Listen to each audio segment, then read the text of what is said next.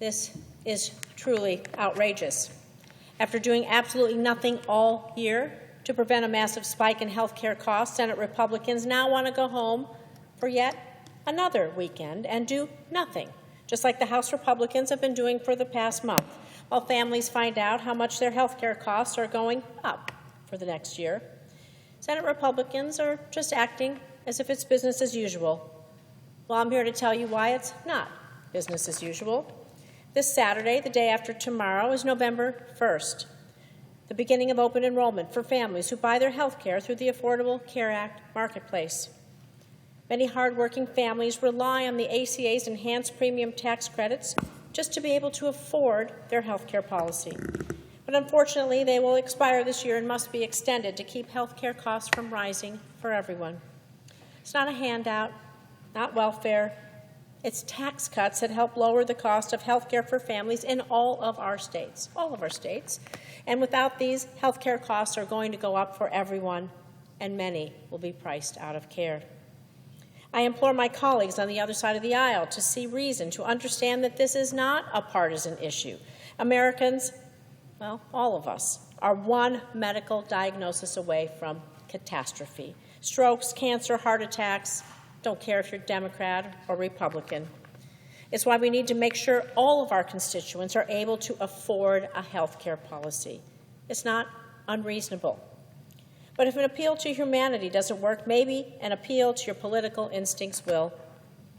6 of the 10 states that have the most amount of people receiving the enhanced premium tax credits are states with 2 Republican senators, including Florida, which is at the top of the list, Texas, North Carolina, Tennessee, South Carolina, and Ohio. So this isn't just good policy. It's critical for your own constituents. Isn't that why we were all elected? Not to go have gold-plated dinners at the White House to celebrate not taking action on Americans' health care, protecting Americans' health care. We were elected to help families, to stand up for them and make sure that they could thrive and reach the American dream. It's about damn time we remembered all of that. So no, we should not act like this is business as usual. We should work to find a path forward that protects health care access. And if that means we need to be here all weekend, so be it. And if you disagree, I want you to be on the record saying you want to go home for the weekend right as families are confronted with higher health care costs. And so everybody here knows me. I'm usually pretty mild-mannered. I'm willing to work with anyone.